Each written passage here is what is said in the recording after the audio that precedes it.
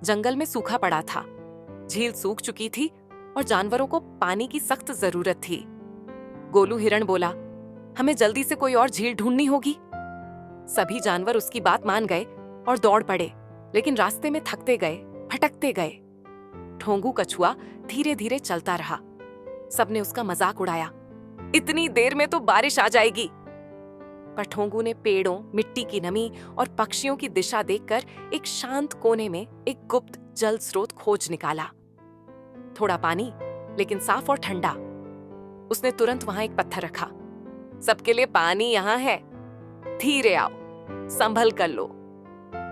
धीरे धीरे जानवर वहां पहुंचे, शर्मिंदा हुए। गोलू ने माफी मांगी।